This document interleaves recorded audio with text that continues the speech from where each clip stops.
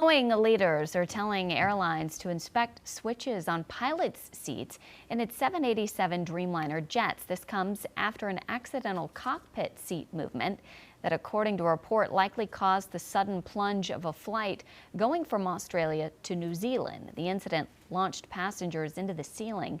13 people had to go to the hospital. Wow. Chief Transportation Correspondent and pilot MayCay Beeler joining us now. What do we know about the seat issue here? You know, this is different. There's a switch on the back of the pilot's seat. Normally you have them down here or up here. It's on the back of the pilot's seat. It should have a cover or a safety guard over it because it's a motorized switch, and if you hit it, the seat's going to move forward or backwards. So apparently, I don't know if something was wrong with the guard, but apparently the flight attendant was serving a meal and hit it, pushed the seat forward into the yoke or the flight control, and that disengaged the autopilot.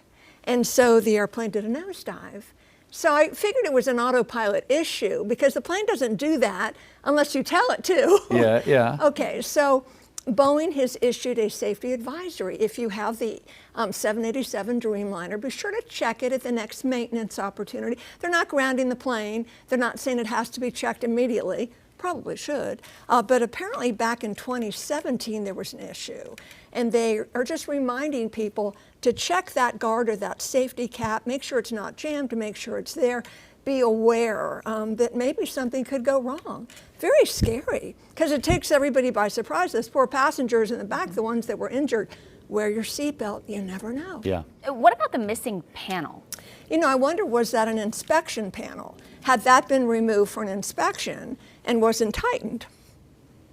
And that's why it fell off. I don't know, that's for investigators to find out. So fortunately, nobody was hit by it, nobody was hurt, but yeah, that's concerning. And then we had the wheel, the tire issue on another flight. So, and again, this is like your tires on your car. You're in charge of your car maintenance. The airline is in charge of maintenance.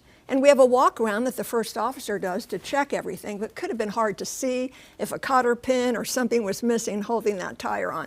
But that's a maintenance issue. The airline needs to take care of that. That's not a Boeing issue.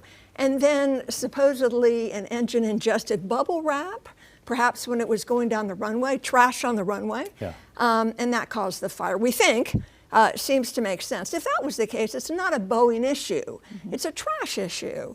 And we do have the fire department that goes and checks the runways and taxiways for what we call FOD, foreign object debris. And if that had just flown on the runway, we don't know what the situation was, but reportedly, perhaps that's what caused the fire. So some things are Boeing issues, some are maintenance issues. And the thing with the flight attendant and the switch, how rare was that, right? That something like that would happen. But certainly everybody paying very close attention to everything airline related. You know, and if the captain or the first officer is thrown against the yoke and it disengages the autopilot and a nosedive, very, very scary. Yeah. All right, MayCay Beeler, thank you for that. We appreciate it.